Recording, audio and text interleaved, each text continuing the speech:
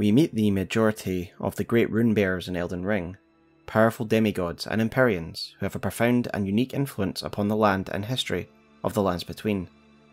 And yet one of the most influential of these beings is one who feels very absent from the grasping plots of the demigods, and this is Miquella, the one known as the Unalloyed.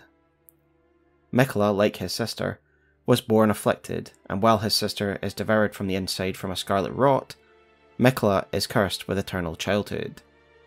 Yet despite his youthful appearance, Miquella possessed a wisdom beyond any of his kin, and won universal praise and love by all. This wisdom would lead Miquella to recognise the weaknesses of the Golden Order, turning away from it and establishing his own, one of Unalloyed Gold, a new order that is a purified mirror image of the current Golden Order, an unalloyed Golden Order, so to speak. This movement shows Miquella's true potential, as he harnessed his power and intellect to better the world, protect the weak, and even purge the meddling from the outer gods from the mortal plane.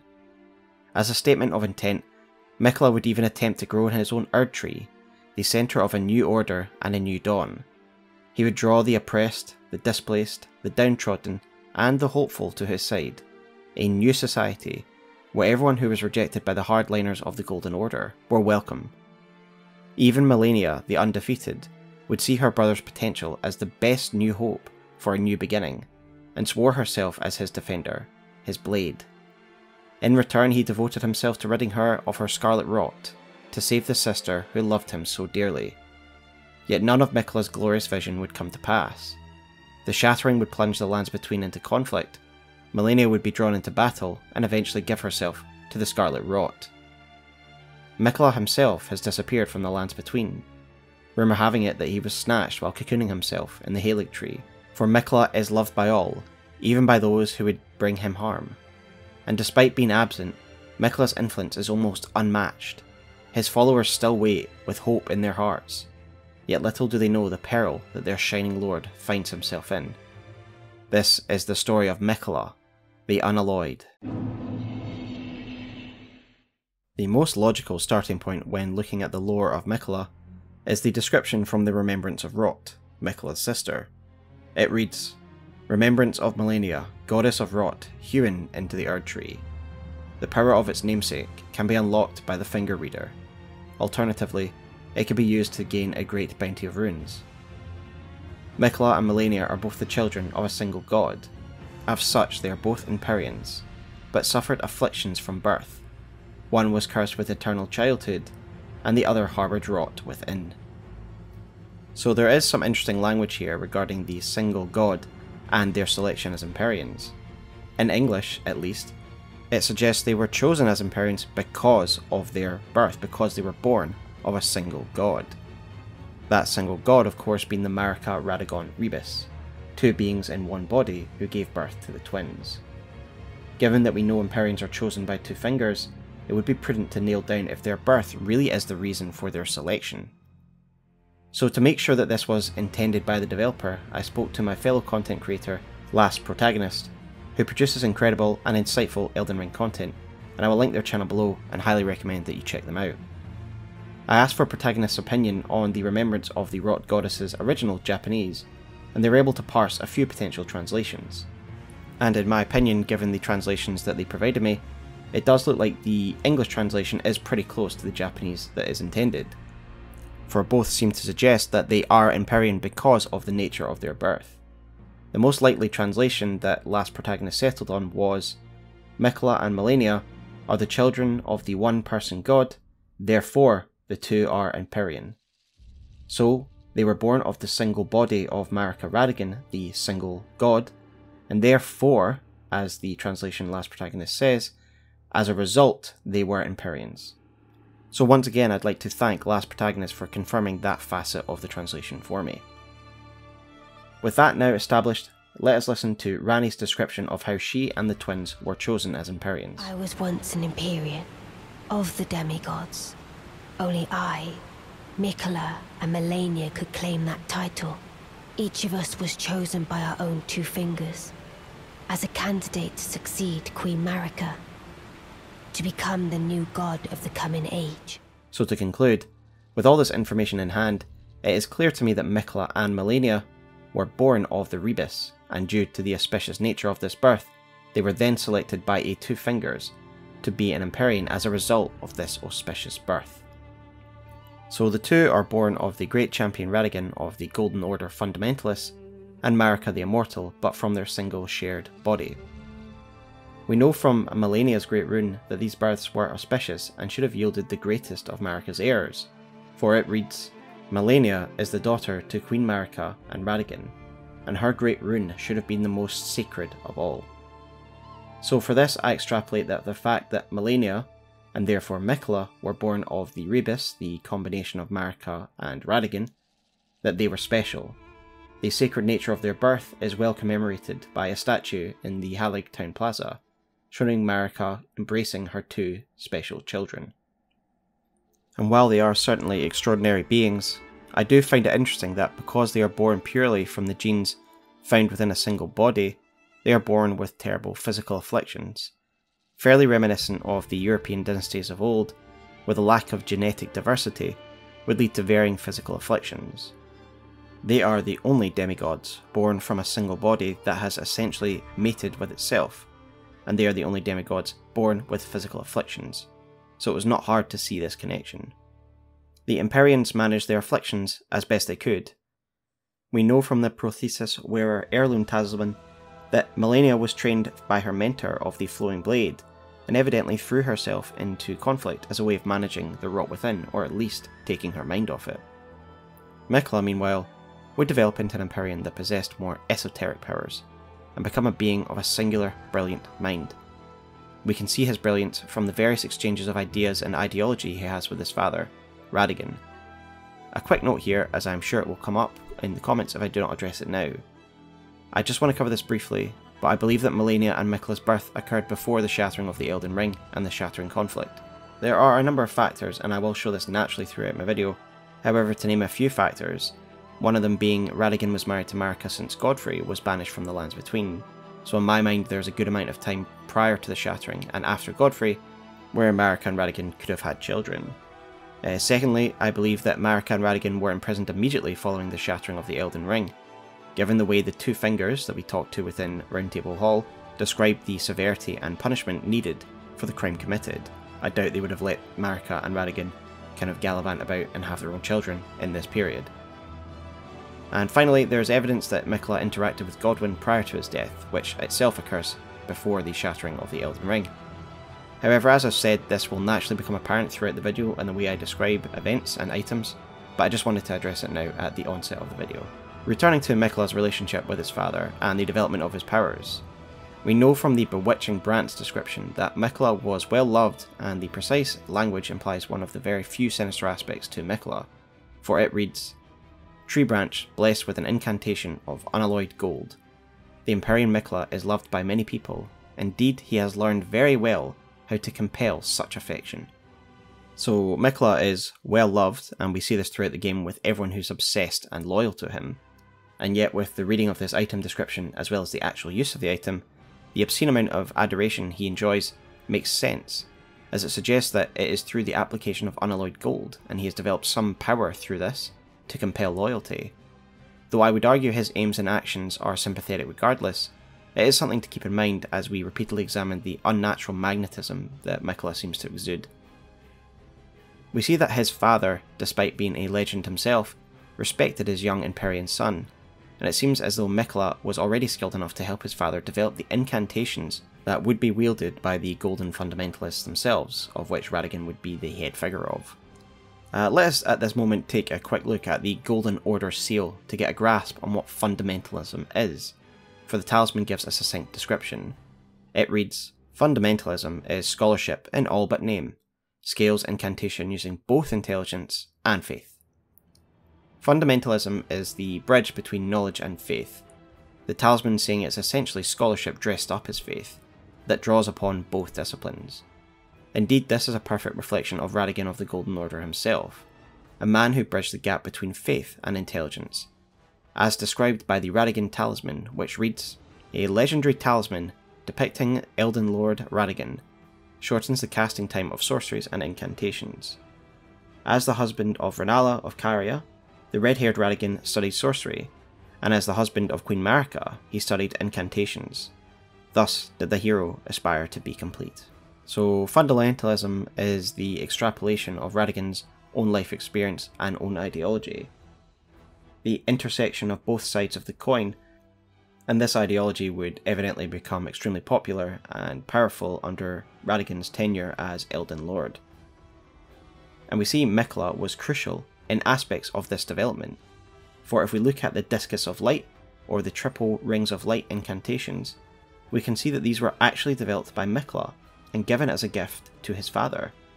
Miquella literally helped build the foundations of the Fundamentalists, and the source of their incantations was originally Miquella, not Radagon. This does show the remarkable talent and intelligence of the young Empyrean. He was teaching the figurehead of a movement how it was actually done. Indeed, it seems Radagon was incredibly grateful for his son's remarkable contributions, as he would give Miquella a gift of his own, his Rings of Light, no doubt an extrapolation or improvement of Miquella's original works. Yet despite his early association with the Golden Order, Miquella would quickly disassociate himself from his father's philosophies, as we learn from the description of Radagon's Rings of Light, which reads, "One of the incantations of the Golden Order Fundamentalists, a gift of gratitude to the young Miquella from his father, Radagon. And yet, the young Miquella abandoned fundamentalism, for it could do nothing to treat Malenia's accursed rot. This was the beginning of Unalloyed Gold." So here we see that Miquella rejects the teachings and order of his father, because he sees it as something that did nothing for what he truly cared about, his sister. His motivation discussed in this item description, in my opinion, implies that this was the reason that he was involved in fundamentalism at all, and why he developed these incantations. He was seeking for a cure to his dear sister's affliction, for the bond between the twins was special and remarkable. Miquella and Malenia seem to do everything to lift each other up and cover their respective weaknesses. We even get an artistic representation of their incredible bond through the statuary that is dotted around Haligtree town. We also get evidence of their tight bond through Malenia's armour's item description, which quotes Malenia, and it reads as follows. Malenia awaited Miquella at the foot of the husk. "My brother will keep his promise. He possesses the wisdom, the allure of a god. He is the most fearsome Empyrean of all." Firstly, it shows Malenia's loyalty to her brother. She would don the moniker of the Blade of Miquella, suggesting she would act as his defender, and therefore cover his physical shortcomings, given he is eternally a child, with her battle prowess. But it also suggests that she had decided to accept her brother's leadership and authority, despite them both being equal by birth. Was this a natural decision based on her brother's intelligence and vision, or was it the result of his bewitching power? Regardless, she was so loyal to her brother that she waited patiently for years by the side of the Haligtree husk, essentially as his protector, no longer seeing herself as the leader. She would acquiesce to her brother's leadership. She believes fervently in her brother's trustworthiness that she would wait by the Haligtree husk for years. Yet this love does not go one way. Miquella clearly loves his sister as well, whether she is bewitched or not. We have already seen that he seems concerned with curing his sister's affliction, having plumbed the depths of fundamentalism in a desperate attempt to find an answer to her rot. However, at some point it became clear to him that the answer to his sister's affliction did not lie with his father, nor even with the Golden Order, or the Greater Will itself. The description of Radagon's Rings of Light tells us that he came to this conclusion, and he turned away from fundamentalism, and it was at this point that Unalloyed Gold began. The Unalloyed Gold that would not only symbolise Miquella himself, but symbolise his attempts at growing a new order free from the meddling of the outer gods. By the time of the game, we can see that Miquella very much attempted to set up his own order, an order that was meant to herald a new age led by the Unalloyed. As we know, Empyreans are beings who have the potential to usher in a new age and become a god, as described by Ranni. This is a sentiment shared by Malenia, who believed that Miquella was the greatest candidate amongst the Empyreans to be a god, that he already possessed the qualities of a god. This isn't just opinion. Miquella truly was one of the closest to ushering in a new age and rising as a new god, and this is evidenced by the presence of the Oracle envoys at the Haligtree. These are unusual beings that appear in both Lindell and in the Haligtree. Indeed, these beings are not only unusual to us, but also appear alien to the people of the lands between, for the description of the envoy crown, the headpiece worn by the envoys, reads as follows. No one knows what the cloth hides, but some claim to have heard faint whimpering from inside. So no one knows what these creatures actually are, they don't know what is beneath the envoy crowns. We know from their bubble spells that these are clay men who once served in an ancient dynasty, yet clearly in the current era, they are not attached to any of the main factions that they find in-game, and instead follow the prophecies within their bubbles. The Oracle Envoy Ashes can give us a reason as to why these beings appear at locations that they do. It reads, spirits of a monstrous band of musicians who employ sacred arts. It is said when Oracle Envoys appear, playing their pipes, they do so to herald the arrival of a new god, or age. This is a huge piece of lore, and it really illuminates their in-game positioning and huge implications for their presence at the Haligtree. This is also backed up by the description of the Great Oracle Bubble, which reads, the Claymen search for lost oracles within their bubbles. This suggests that the oracles see potential futures in their bubble spells, futures of new gods, new ages arising. At Lindell, it can be clearly understood as to why we find these clay prophets here. Each of the endings of the Elden Ring take place at Lindell and always usher in a new age in one form or the other. However, their presence at the Haligtree suggests the oracles anticipate Miquella's ascension to godhood, or at the very least that he will begin a new age. This is massive, and so if you had any doubt about Miquella's potential, put them to one side. Malenia is right, Miquella is the most fierce Empyrean of all. Yet let us backtrack slightly and go back to the core element that distinguishes Miquella and ultimately becomes the source of his title, the Unalloyed Gold. We have already touched on Radagon's Rings of Light, but let's look at it again when we're looking at the Unalloyed Gold. It says that Miquella created the Unalloyed Gold because he realised that the Golden Order, and therefore the Elden Ring, could not cure his sister. Telling us that he created this Unalloyed Gold as a direct response to his dissatisfaction with the current existing order, and it would in turn symbolise his new order and mark his separation from the Order of Grace. Now let us analyse the word Unalloyed itself. That will be the most important word when it symbolises Miquella himself and the material that he uses. The word alloy means a mixed material, i.e. something that is not pure and is a combination. Therefore the unalloyed means pure, it is a symbol of purity. Again, to really hammer this home, the creation of the Unalloyed Gold was a direct result of his dissatisfaction with the Golden Order, that it did not possess the answers that he was needing. So not only is it an actual material name, but I see it as a slight against the Golden Order itself. Miquella's is the pure order, one free from the impurities of the greater will that pollutes the Golden Order. We will see this as we cover more subjects in the video, that while Miquella is creating his own order, he is basically taking what he knows from the Golden Order and purifying it. And by purifying it, we mean purifying it from the taint of an outer god, in this case the greater will. For example, his sister's Cleanwrought Knights still wield the gold discs of light, showing he has implemented some of what he developed under the Golden Order. He even builds his own Erdtree and builds his own capital surrounding it, a reflection of the Erdtree in Lindell, while we see the likes of Ranni establishing her own order that differs immensely from the Golden Order. Miquella sticks to what he knows and purifies it. It is a pure mirror reflection of what he sees in the Golden Order. As I've said, it will become naturally apparent in this video that this is what Miquella is doing. He is taking what he knows from the Golden Order and purifying it and making his own clean reflection of it in his mind. It will become naturally apparent in the video, but just bear in mind that one of the reasons it is called Unalloyed Gold is because it's an unalloyed version of the Golden Order. However, let us return to the material itself now. The use of a pure metal or mineral makes sense as we learn the point of the Unalloyed Gold is to remove the impurities of the outer god. And we see this quite clearly in the use of the Unalloyed Gold needles in-game, as well as the protection that the Haligtree crest shield gives, which is against holy damage types associated with gods. While clearly the Unalloyed Gold works on all outer gods, his main aim is to harness this technology and development to cleanse his sister of the outer god of rot. for which she has suffered greatly. So how and when did he develop such gold and harness its properties to be used for this purpose? Well, it seems that Miquella was aware of the powers and properties of unalloyed gold from a very young age, for if we look at the description of Miquella's lily, it says the following: a delicate water lily of unalloyed gold that has started to fade and wilt, thought to be beloved by the Empyrean Miquella in his youth. So while the English might be a little unclear here, it seems that Miquella's use of unalloyed gold stemmed from his love of this plant that he adored in his youth.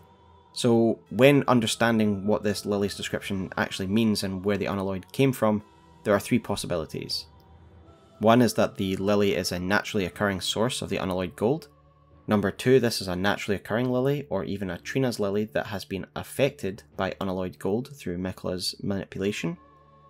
Or three, it is a lily created completely from scratch by Miquella's powers. I can't accept any of these explanations, but personally, in my opinion, I believe it's the third, where it is a lily that has been created from Miquella's power, and I think this becomes more clear when we look at the comparisons between Miquella and St. Trina later, and her own lilies. Either way, what makes it clear is that Miquella was familiar with the unalloyed gold even from youth. Furthermore, the bewitching branch possibly illustrates an early application of the unalloyed gold, for it tells us that such branches are empowered by unalloyed gold. We learn from the Blue Dancer charm that the rot that is afflicting Malenia is the result of an outer god, and that this outer god was once sealed away by Malenia's own mentor, the swordsman of the flowing blade, and it is possible that the techniques he taught her is somehow able to seal away or push back the rot that's within her body. Regardless, we can see that Miquella came to the same conclusion, that Malenia's rot was due to the meddling of an outer god, and it seemed he started to harness the power that was found within unalloyed gold to remove the meddling of the outer gods and help his sister therefore. And we learn this from the needle of the unalloyed gold, which says as follows: a intricately crafted needle of unalloyed gold snapped in half, a ritual implement crafted to ward away the meddling of the outer gods. It is thought capable of forestalling the incurable rotting sickness. So the word forestalling here is pretty critical. It shows that while Miquella was unable to actually cure his sister, he was actually able to push back the scarlet rot at least to a degree, or hold it back, which now makes sense if you see her equipped with all this unalloyed gold. It no doubt was an attempt to keep her from being consumed fully by the rot by having this unalloyed gold on her skin. The needle in-game can actually be used to push back the scarlet rot from Millicent, who is one of the Valkyries born of the Aeonian rot, and this is showing that Miquella was on the right track and he was able to at least halt the power of this outer god of rot. Yet given that Malenia is still afflicted, we can only assume that the needle and the unalloyed gold was not enough to cure her completely, only forestall this event. And then using a combination of armour and prosthetics to arm her with, it is no doubt a hope to forestall the advance of the rot, which is no doubt the reason that she needs prosthetics in the first place, but having the unalloyed gold resting against her skin will have no doubt helped to hold back the rot to some degree. Her prosthetics and armaments are clearly an attempt to buy her as much time as possible, for it is hard to deny that Malenia is running out of time. She has bloomed twice already, once in the base of the Haligtree for some unknown reason, and once during her battle with General Radahn, which is what we see in the story trailer.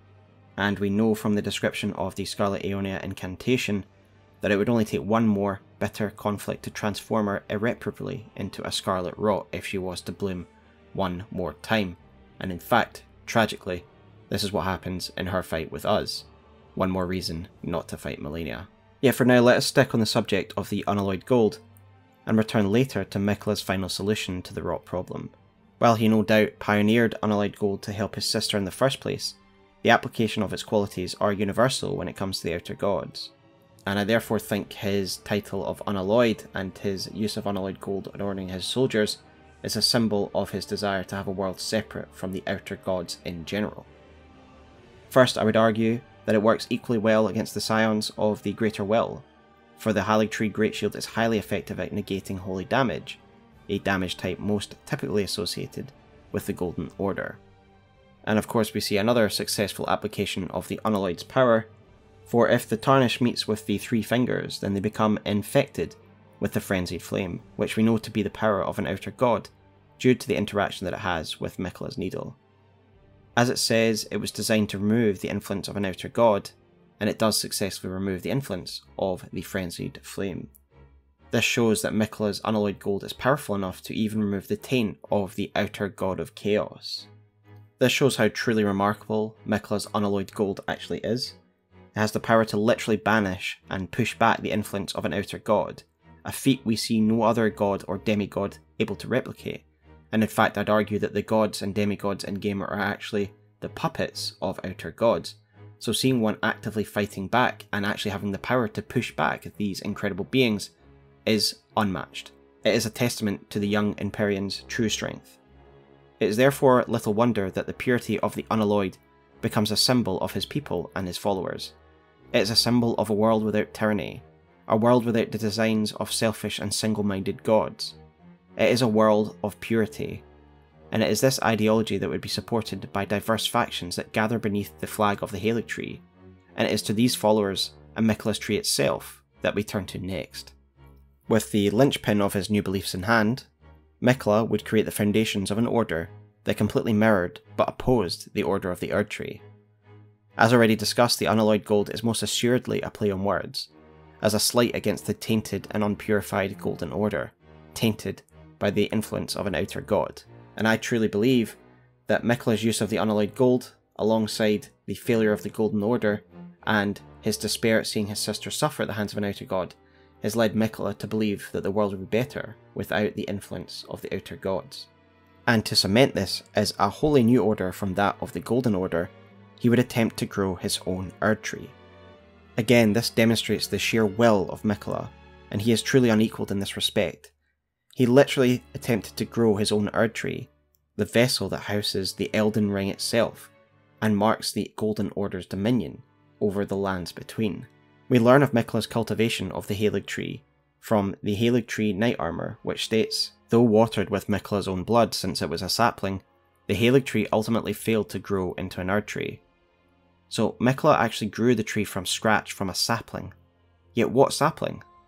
So I believe the answer to this can be found by the placement of a particular enemy that we find in Ephael.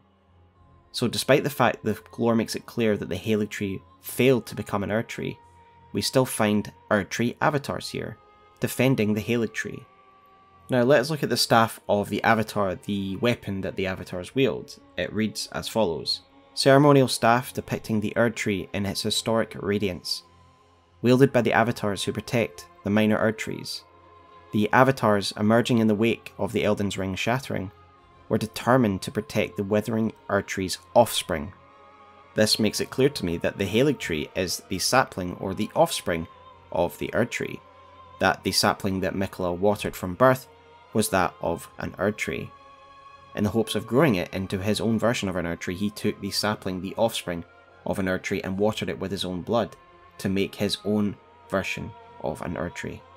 So with that said, let us return to the item description of the Haligtree Knight Armour, which describes the fact that Miquella seems to have watered it with his own blood, his Empyrean blood, and this is no doubt what will have made it divine, or at least in the eyes of Miquella's followers, that is, for the word Halig means holy or sacred, so this is the holy or sacred tree, language that we quite often see associated with Miquella.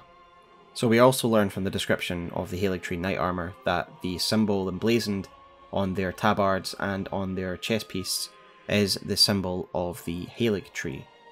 Likewise, the great shields of the knights and the flags and banners that we find around the place, as well as the tabards of the Haligtree soldiers, is of course the idealised version of the Haligtree.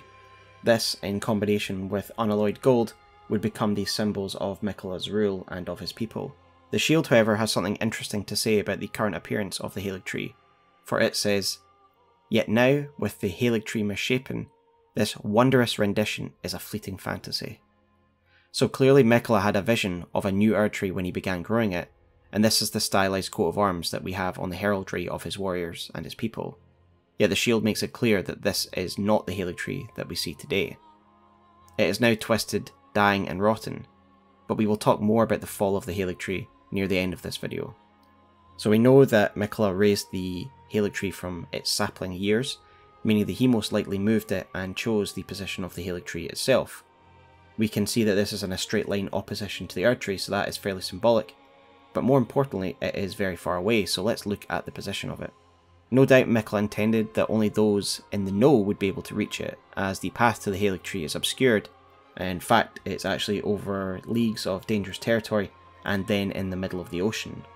So it would only have been accessible to those in the know, or those that have been told the way.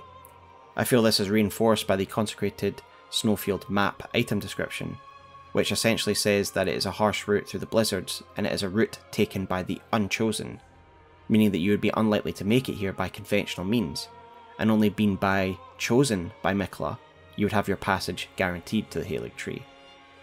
This means that it is fairly unlikely you would ever have made it to the Haligtree had you bad intentions or you were not invited by Miquella himself, and this was obviously by Divine so he could shelter his new order. However, even then, the desperate and the faithful, those who love Miquella from far and wide, and again, this shows the bewitching nature of Miquella, still come through these dangerous territories, through the consecrated snowfields, in a desperate attempt to find holy Miquella.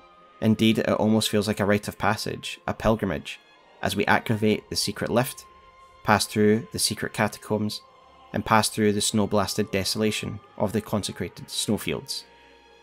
In fact, the word consecrated means lands that have been declared sacred or holy, suggesting this really is the purpose of this part of the journey for some people.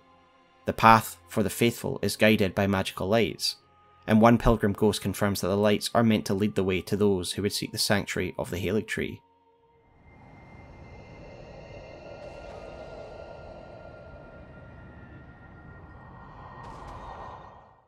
The final step in this journey is passing through Ordina Liturgical Town, liturgical meaning that this is a place of worship, no doubt for Miquella and the Haligtree. The fact this is a path for the unchosen and people are still willing to take this path to find the Haligtree and treat it as almost a holy rite really does, again, like I've said, reinforce the nature that Miquella has this bewitching allure around him. The positioning and difficulty in reaching the Haligtree, in my opinion, was primarily chosen by Miquella to make it very separate from the jurisdiction of the Erdtree, and this is clear given it sits in the sea north of a forbidden area. Indeed, we only need look at the desperate attempts of Ofnir, the supposed all-knowing, to claim the Haligtree medallion, to realise that a man as powerful as him is struggling to gain access to this area, then it must be truly difficult for regular people. For me, the intent of the planting of the Haligtree was pretty clear. It was to become his centre of power, as made clear by the prominence of the architecture that surrounds it. The Haligtree and the epheal brace of the Haligtree, these are townships that stand as proof that Miquella intended to raise a new order, a new society, that would rival that of Erdtree, for epheal stands as a stark reflection to Lindell and the Haligtree, that of the Erdtree. The Haligtree would become a beacon for those who had no place among the lands ruled by the Erdtree. The sacred crown helm worn by his foot soldiers tells us that Miquella is the defender of the weak, for it reads, "Who is it that Miquella shall bless, if not the low and the meek?" So Miquella is the defender of the lost and the oppressed, a stark reflection of the Erdtree society that brutally rejects anyone that doesn't fit in with their ideals and idea of purity. And once again it proves that Miquella believes he is a mirror, the pure reflection of the Golden Order. He will take in those that they reject. The greatest example of an exiled people who would see the Haligtree as the promised lands are of course the Albinaurics. Once again the Albinaurics find themselves in one of my lore videos. 4 for 4. So once again let's look at the greatest lore item of all, the Albinauric blood clot, which tells us that the Albinaurics are an artificial race, and many see them to be impure. Indeed, there seems to be a lot of people who treat the Albinaurics as no better than cattle, being hunted down like dogs. Rykard abducts and experiments on them, for example, seeing them as no better than science experiments. And we get evidence that they are hunted by those of Rea Lucaria, as items such as the Albinauric shield and Albinauric blood pots suggest. Most relevant to our current topic, however, is the brutal treatment that they receive at the hands of Sir Gideon Ofnir, simply because he desires knowledge of Miquella. That is all he wants. He is willing to send his goons to burn down and slaughter the people of the Albinauric village. He will also brutally interrogate Latenna for the location of the Haligtree seals, going so far as to essentially render her immobile by destroying her bonded dog. Looking at the horror of the genocide of the village of the Albinaurics and the brutality of Latenna being left crippled. This alone is a perfect illustration of the brutality the Albinaurics face in the lands between, and this is just the suffering they experienced at the hands of one man, Sir Gideon Ofnir. Never mind the other injustices they face at the hand of other people within the lands between. They are a displaced people who have no set place in the order of the Erdtree. We saw this in my Mohg video, which I will link in the description below. In that we discussed the fact that some Albinaurics are so out of place and so lost that they fall under the sway of Mohg and become bloodied soldiers for his Mohgwyn dynasty, as a better alternative to living within the lands between. Yet not all look upon the Albinaurics with scorn or indifference. One looks upon them with sympathy. They have one ally in the form of Loretta, Knight of the Carian royal family. We learn from Loretta's war sickle that she once served as a guard to Carian royalty, and as such she most likely saw the atrocities committed against the Albinaurics at the hands of Limnaria firsthand. The spell, Loretta's Mastery, describes how Loretta, moved by the plight of the Albinaurics, abandoned her post within Carian royalty and dedicated her life to helping the Albinauric people, for it reads, "Developed by Loretta after her long bloody journey to seek out a place where the Albinaurics could live in peace." This shows that Loretta obviously searched far and wide to find a haven for the Albinaurics. We know the path to the Haligtree is long and dangerous, and it is likely she didn't beeline there first of all, as she would probably not have known of it, and in fact probably searched far and wide all over the lands between. Ultimately, the description of this spell shows her commitment to helping the Albinauric people to help them escape the injustices of this world. Her helm then confirms that she determined that the Haligtree was the best chance for the Albinauric salvation. This is no doubt due to a combination of Miquella's status as a defender of the lost, and the fact that the Haligtree is located so far away from those who would do the Albinaurics harm. It is no surprise therefore that Loretta would soon after become a Knight of the Haligtree, fully embracing Miquella as her liege, and abandoning her original ties to the Carian royal family. We can see from Loretta's war sickle that she would in fact have the glintstone replaced with the unalloyed gold of Miquella, and one can't help but notice her helm. Now from the top of her helmet an ornate tree is sprouting, and in my opinion this ornate tree is meant to represent the Haligtree, for what other tree is she meant to be possibly aligned to? In addition, it looks like a different material from the rest of her armour, possibly suggesting it is a later alteration like when she swore herself to the Haligtree. But then why would the spirit of her at Carian Manor, a representation of her as a Carian Knight, also have a symbol of the Haligtree? So this, in my opinion, is where I believe the Blue Phantom version of Loretta can be easily explained, making her a phantom that is either her projection, or a creation of Ranni, or is in fact a mirror or a echo kept in Carian Manor given all the ghosts that we see there. Long story short, I believe the tree adorning her helm is most likely associated with the Haligtree, given she is now, currently, the Knight of the Haligtree, and I don't put a lot of stock into the reflection that we see at the Carian Manor. So it is clear that, given her armaments and her new symbolism, she clearly embraced her role as the Knight of the Haligtree, really showing loyalty to her new liege, no doubt brought about by the fact that he finally offered sanctuary and kindness where the rest of the world did not. And while it is clear that the Haligtree and Miquella changed Loretta, I do believe that she did not come empty-handed, and in fact she shared the smithing techniques of the Carian royals with the forces of the Haligtree. I have taken this from the Miquellan Knight's sword, which reads as follows: "Sword forged by the servants of Miquella of the Haligtree, with a design modelled after those carried by Carian knights." Instead of glintstone, however, amber from the Haligtree is embedded within the blade. A sumptuous piece, yet has never been offered to any knight, an ill-starred sword with no master. So this sword is forged by the followers of Miquella, swapping out the glintstone for the amber of the Haligtree, much like the customization of Loretta's sickle. Given it is modelled after Carian knight armaments, there is only one Carian knight here, so it seems like a logical conclusion that Loretta oversaw the design of this new weapon. She brought new techniques and ideas into the Haligtree. Overall, I see Loretta as a pretty incredible character. For a character of such position and power to risk so much for the Albinauric people, who everyone else essentially despises, makes her character worthy of praise and admiration. And it's fairly sad when we are forced to kill her on our journey to the bottom of the Haligtree. Once established here, Loretta clearly sent word to the Albinauric people that she'd found a safe haven for them, the Promised Land, and that under the protection of Lord Miquella they would finally escape persecution. We get word of this spreading through the Albinauric people and their society, almost coming mythological in a way, from the dialogue that we get from Old Albus, who says this about the Promised Land. A chosen land awaits us, Albinaurics. The medallion is the key that leads to the city. It's only a quaint treasure for we who cannot make the journey. But for dear Latenna, it is needed to fulfill her purpose. My legs will soon fade, and with them my life. Alas, this is the immovable fate of all Albinaurics.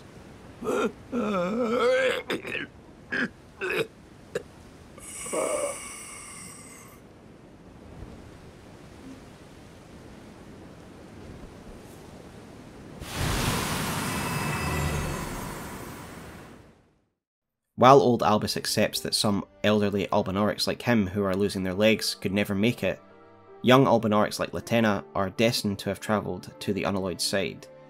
Indeed, we see young Albinaurics that have bonded with wolves to compensate for their faded legs, guarding the consecrated snowfield and the liturgical town beyond, and ultimately guarding the Haligtree. In my opinion, this is the best situation that the Albinaurics find themselves in the entire game. In Miquella's service and in his lands of the consecrated snowfields, they have found sanctuary and purpose, far from those who would see them butchered and exploited. And in fact, in the consecrated snowfields, under the aegis of the Haligtree and Lord Miquella, a new hope blossoms for the Albinaurics. For if you assist Latenna in her quest, you witness a beautiful scene and a possible bright new future for the Albinauric people. O young yet towering sister of ours, let the birthing droplet in and create life for us, for all the Albinaurics. Our young yet towering sister will give us hope. Now that nothing is left unfinished, I will join you in battle to the bitter end. And when the fighting is done, then you may lay me to rest. Beside Lobo, my dear wolf. Indeed, it is not only the Albinauric people that would find sanctuary here. As we can see, the reviled and indentured misbegotten would too find themselves pushed towards the Haligtree, and they find a measure of dignity, safety and peace that was simply not possible for them in the realm of the Erdtree, where we see they are treated no better as slaves. And we know from Perfumer Tricia's ashes that the misbegotten are simply seen as impure by the Golden Order, and they will never have a place as anything more than slaves. However, no such labels apply in Miquella's realm, for the weak and the rejected can all find safety in the embrace of the Haligtree. Yet there is another persecuted group that suffer under the rule of the Golden Order, those that live in death. But again, Miquella, as the protector of the weak and the lost, reaches out to them, and there is evidence that he tries to assist his crumbling half-brother, Godwyn, the Prince of Death. So let's start with the most obvious source for the connection between Godwyn and Miquella, the Golden Epitaph. This sword is a commemorative sword, commissioned to memorialise the death of Godwyn, and it reads, "Infused with the humble prayer of a young boy, O brother, Lord brother, please die a true death." Now this is clearly a brother of Godwyn, and it is a young boy praying for Godwyn. It's quite clearly Miquella. Miquella was always described as young, and he is a brother to Godwyn. And aside from that, we've clearly established at this point that Miquella is an extremely empathetic being. And if you're still not having it and you still don't believe it's Miquella, use the weapon art on it, and you will see that when you use the miracle attached to it, it in fact casts the sign of the Haligtree, the symbol of Miquella himself. So the young boy that infused the prayer in this is quite clearly Miquella. The in-game evidence is there. And of course, we will explore some other links between Godwyn and Miquella now that will cement this further. So again, even in his youth, we see that Miquella was an extremely empathetic being, and that the fate of Godwyn pained the young Empyrean. When he became the Unalloyed, free from the Golden Order's presidential stance on those who live in death, Miquella would take action. For in the north, past the boundaries of the Forbidden Lands, deep in the mountains of the Giants, lies a hidden castle, Castle Sol. Castle Sol seems to be a location dedicated to a people who are encouraging the sun to be subsumed and drained by the eclipse. We learn this from the legendary armament of the castle, the Eclipse Shotel, which reads, "Storied sword and treasure of Castle Sol, that depicts an eclipsed sun drained of colour." One of the legendary armaments. In Sol, the sight of an eclipse inspires a dreadful awe, preventing an onlooker from averting his gaze. This tells us the basic outline of the beliefs of this cult. They worship a sun eclipse, and indeed, we will learn in a second that this cult is here to beckon such events. The eclipse is relevant to Godwyn and the demigods without a soul, and we learn this connection from both the Eclipse Heater Shield and the Eclipse Great Shield. And the belief behind such iconography that is wielded by the Mausoleum Knights, for example, is that it seemingly protects these soulless demigods from destined death, i.e. from dying completely. So what is the purpose of the Cult of Sol? What have they got to do with the eclipse? Well, we get evidence of the beliefs from a ghost who exists in the entrance to the Castle Sol, and he says, "O great sun, frigid son of Sol, surrender yourself to the eclipse, grant life to the soulless bones." So we can see from the shields of the Mausoleum Knights that the eclipse apparently protects the gods from destined death, and yet according to the inhabitants of the Castle Sol, there's another flip side to the symbolism of the eclipse. Not only does it protect them from death, but it can actually grant to them full life, restoring their full life, giving them a soul. Okay, so that makes sense, but why does this connect to Miquella? Well, this is where the other half of the Haligtree seal can be found, and you will need to come here if you do want to visit the lands of the Haligtree.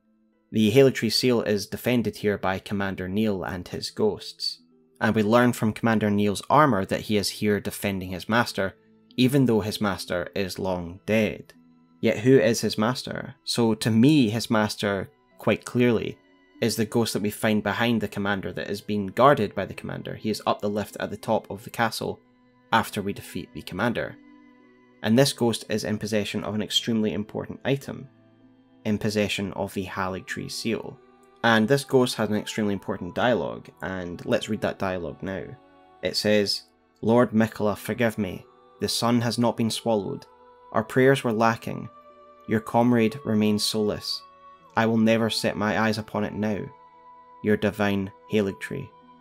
So for me, this is pretty clear definitive proof that Miquella was working with these people at Sol, even seemingly proposing to reward the leader of the castle, this ghost that the commander was guarding, with the other half of a Haligtree seal, so he could get passage to the Haligtree. For the ghost seems to lament that because he has failed, he will now no longer be rewarded in coming to the Haligtree. The ghost also says, "Your comrade will remain soulless," and this is most likely referring to Godwyn, who is Miquella's quote-unquote comrade. So, quite clearly to me, Miquella not only cares about the broken people of the world, but also still cares about his brother that he wrote a prayer for a long time ago. And he proposed to work with the people of Sol, going to reward them if they could bring life back into Godwyn's soulless bones.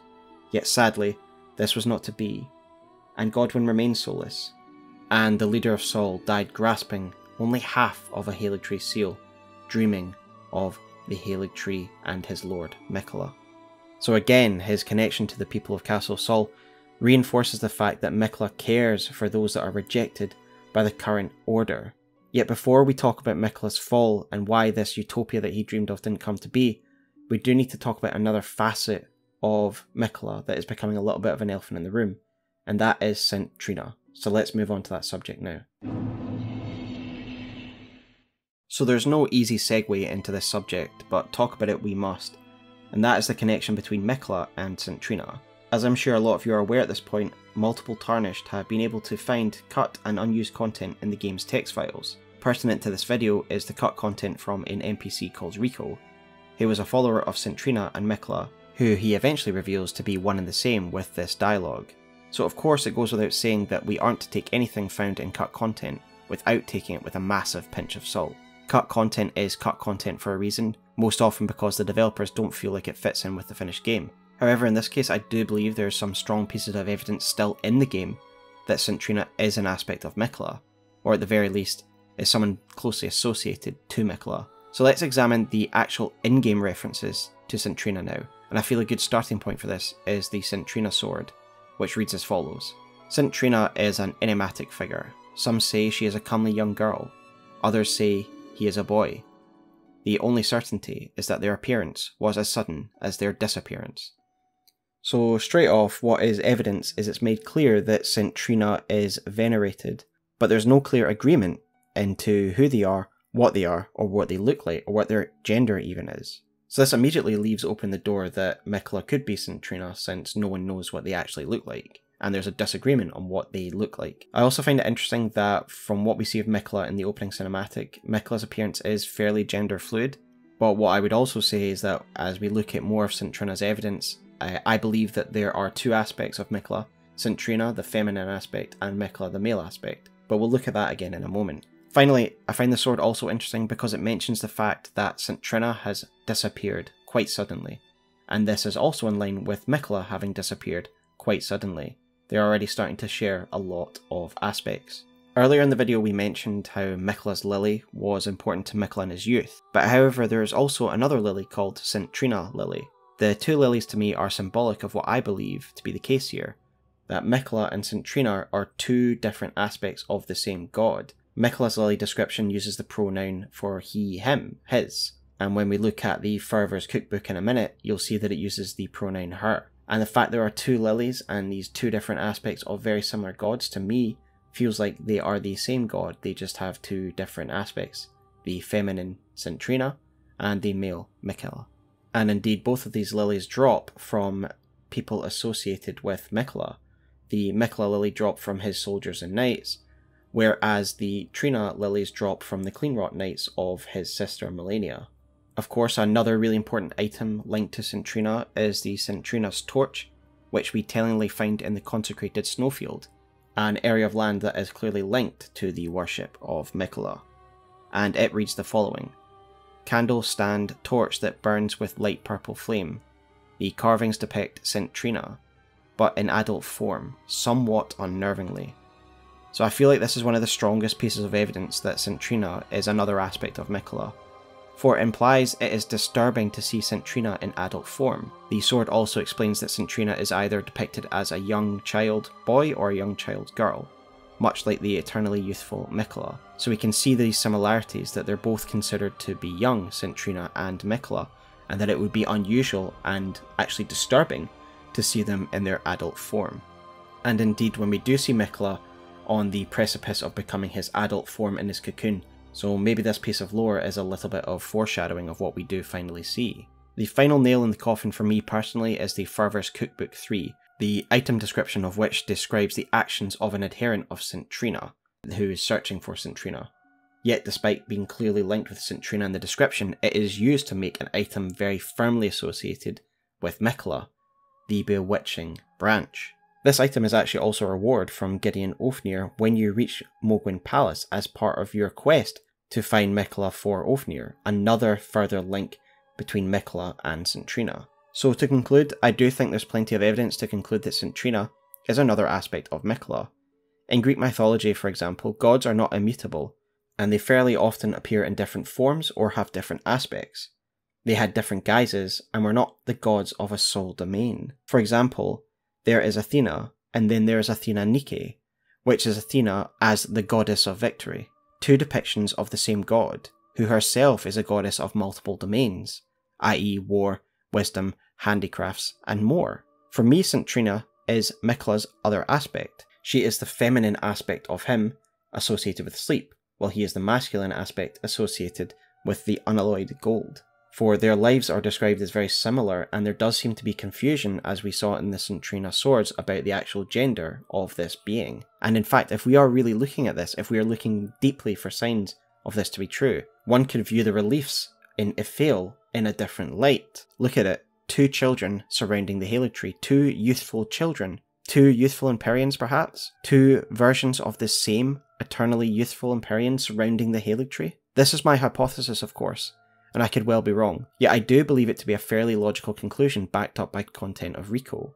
And we already have examples of Miquella's own parent being someone who is split between a male half and a feminine half, so it isn't a massive leap. Regardless, let us return to the fate of Miquella, because despite his great wisdom and abundance of followers, his allure would attract the predation of a very dangerous individual, Mohg, the Lord of Blood. And it is Mohg's actions that would lead to the fall and collapse of Miquella's Haligtree order. So before we begin this chapter, for those who don't know, I have already done a fairly comprehensive video on Mohg, which I will link below. This video will cover the events from Miquella's abduction, with a focus on Miquella and the effects it has on his people and the Haligtree. We had already discussed that the Haligtree not only failed to become an Ur-tree, but also failed to live up to the ideal that Miquella had dreamed of it, i.e. the idealised version that we see on his people's heraldry. We can even see the term misshapen is used to describe it when we look at the Haligtree crest greatshield. Indeed, by the time we finally do reach the tree, it is very misshapen, dead and rotten. A dialogue of Ofnir essentially lets slip the reasoning for this, for upon reaching the Haligtree and reporting it to Ofnir, he says the following. Ah, so the secret medallions led you to the land of the Haligtree. I'd expect to find Malenia there. She who fought Radahn to a standstill. Well, if the Scarlet Rot hasn't eaten her away completely. But with the Haligtree as it is, I suppose Miquella must already be. So Ofnir implies the tree is dying because Miquella is no longer present at it. Indeed, Ofnir is again the main source for Miquella's actions, as after we defeat Malenia and lay eyes upon the husk, Ofnir says the following. I heard speculation Miquella embedded himself in the Haligtree. But before he could finish, someone cut the tree open and absconded with his infant form. Indeed, it seems those words held weight. How vexing that the All-Knowing didn't have the full story. Perhaps the Queen's sorrow was justified. So the tree is now a husk, and Ofnir had heard that Miquella embedded himself in the Haligtree before being cut out and taken away. Now I believe it is logical to assume that Ofnir calls it a husk, meaning it is essentially dead and empty and was meant to contain something before. This to me implies that the entire point of the tree was to host Miquella inside of it, and with him cut out, it has began to die. And this marries up with the prior dialogue Ofnir had shared with us.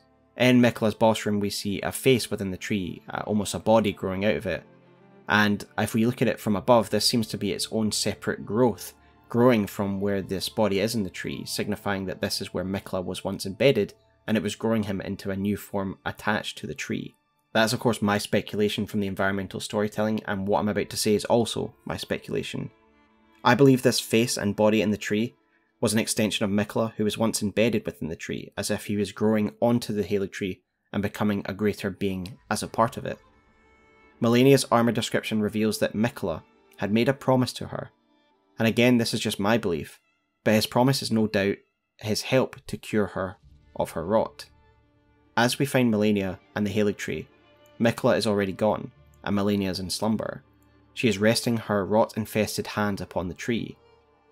Malenia is in slumber because, as we learn from Clean Rot Knight Finley's ashes, it was a result of her exertion of unleashing the Scarlet Rot upon Radahn at the climax of the Aeonian War. This is why the tree is as we see it now.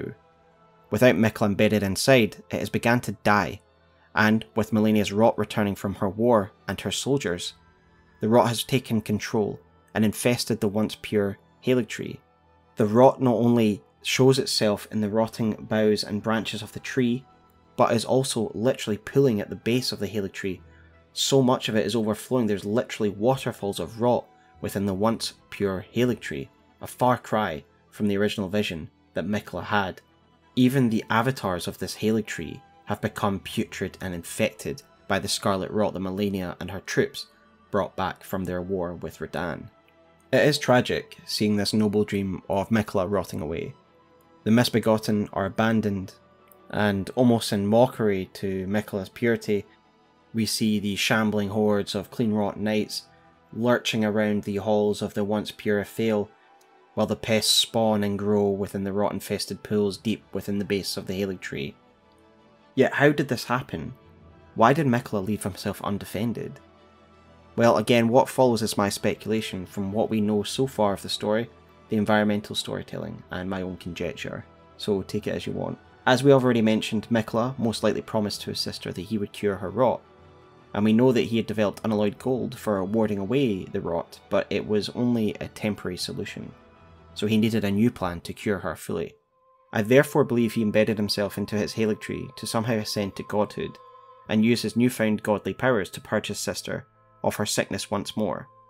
Given we know that Miquella is now associated with purity, it is fair to say that he would probably ascend to a god of purity, and no doubt be able to cleanse his sister of her rot.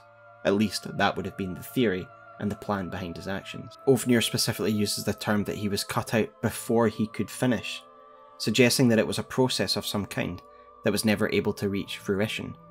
We know from the remembrance of the Bloodlord that Miquella is slumbering, as if he is in some kind of hibernation, and even in the opening intro, he does look like he's asleep when cradled in Mohg's arm.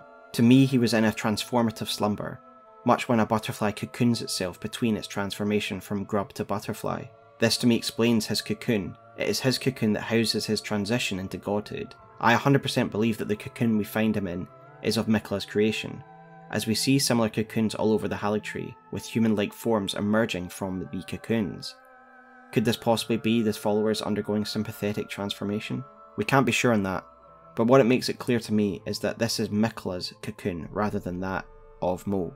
Indeed, even in the opening cinematic, to me it looks as if Miquella is covered in a viscous fluid, as if it is something that has been cut out of one of these cocoons, and we can see these kind of viscid fluids and tendrils coming from Miquella's cocoon and the cocoons within the Haligtree. So again, I think this is further evidence of Miquella being cut freshly from a cocoon as we see him in the intro cinematic. And then I would therefore suggest that he then developed a new one as he was brought to his new home in the Mohgwyn Palace. This is why the oracles are at the Haligtree. Miquella was on the cusp of claiming his godhood by cocooning himself into his own Haligtree and undergoing a transformation that we can't really be sure of how it was meant to go and what the end result would have been, but ultimately the presence of the oracles and the promise that he kept to his sister and the dialogues of Ofnir that it wasn't finished suggest to me that he was transforming himself into a god by cocooning himself in the Haligtree. Yet Mohg and his formless mother Patron evidently sensed the same potential, and Mohg has perverted Miquella's transformation by breaking open his cocoon before it is ready and filling it and tainting Miquella with blood in order to alter his intended transformation.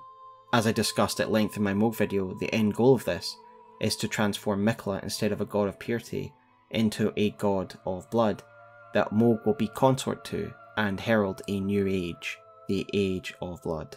We don't have a specific on when Mohg kidnapped Miquella, but there are plenty of opportunities for Mohg to have done it.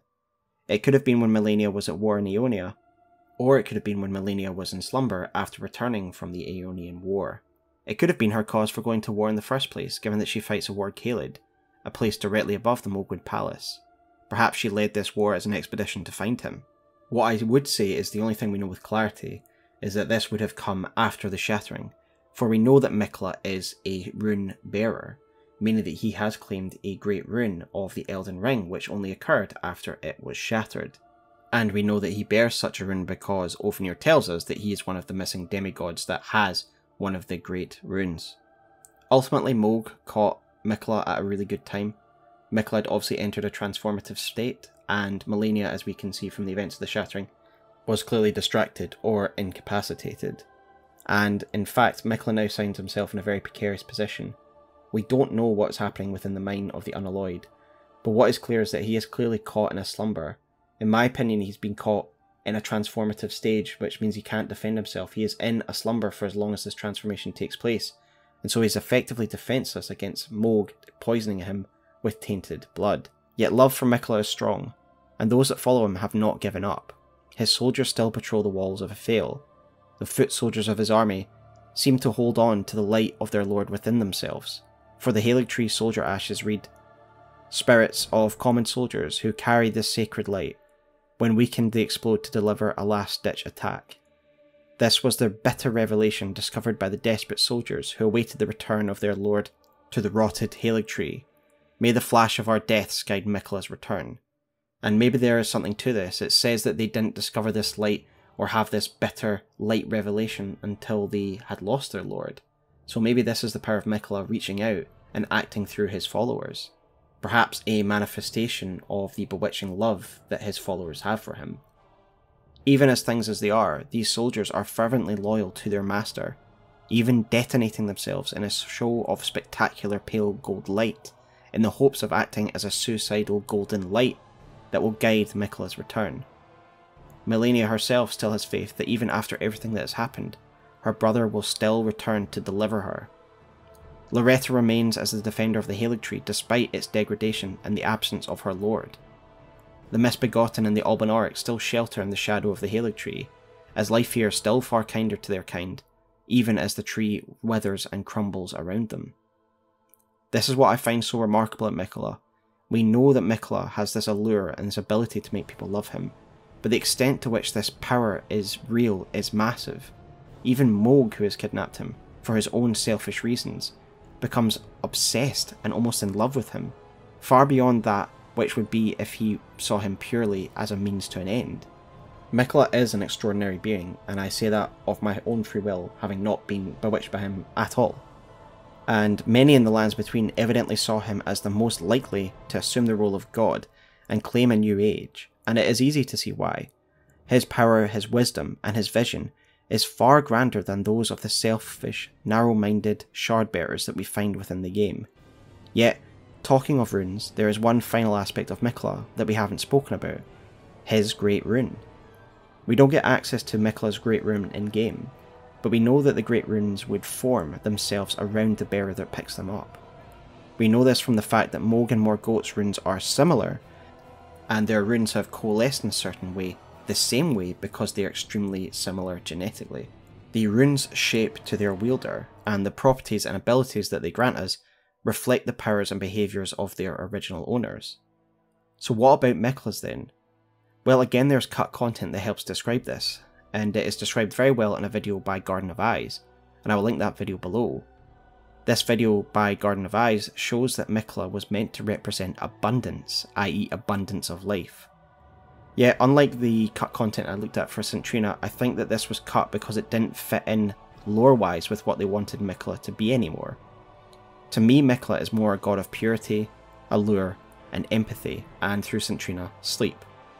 He absolutely did everything to prevent Malenia from giving into her rot in-game, whereas in the cut content, it would have suggested that Miquella would have used his power of abundance to encourage Malenia's rot to grow to the point where she would become the goddess of rot during her fight with us, that he was kind of tangentially involved in the fight, and he would give her the power of abundance to sprout into the goddess of rot.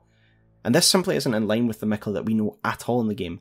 Miquella's against the influence of the outer gods, and so I do think this was cut for lore reasons, in particular this abundance aspect of Miquella. In summary, I don't think Miquella is a god of abundance, and I wouldn't put any stock into the cut content in this regard. Rather, I believe he is one of purity, and I imagine his great rune would have been the rune of purity. To me, Miquella is truly the greatest of all of Marika's children. Malenia could have been, but her rot was far too crippling and limiting, and dominated her entire life. In contrast, Miquella's childlike form did nothing to halt his wisdom, his kindness, and his power. While it is sinister that Miquella compels people's love, he does repay that love tenfold by protecting those who would otherwise be left to suffer under the Golden Rule.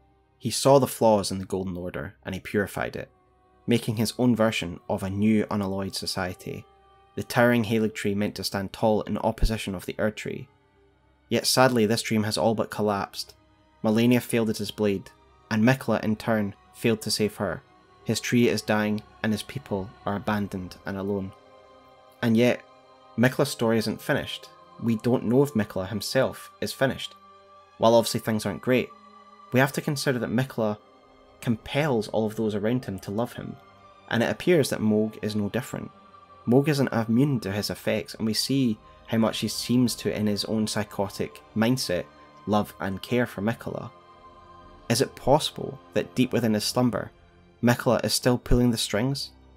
Will he be able to purify himself from the formless mother's corruption? Or does he see another route to power, another route to cure his sister from the rot that he so desperately dedicated his life to curing, for he loves none more than his dear sister, Malenia. The people of the Haligtree have not given up, and neither have I. So thanks there guys, that is my video on Miquella the Unalloyed, a truly extraordinary character who doesn't even really appear in the game. I believe that Miquella is one of the most interesting characters in the game, and I'm actually now unsure whether I want it to be fully explored by DLC or not. I feel like, having explored it to this degree, his story is already a great one, and tragic because obviously it was cut short by Mohg, and it could possibly just be a result of his overpowering allure, but I would never say no to some DLC that explores what happens to Miquella afterwards. But what are your thoughts on Miquella the Unalloyed? Do you agree with my analysis that he's essentially setting up an unalloyed version, a purified version of the Golden Order, and that he wants a world without the Outer Gods, without their influence, because of their meddling that has caused his sister suffering, and that they didn't have the answers to cure his sister through the Golden Order? Let me know your thoughts below.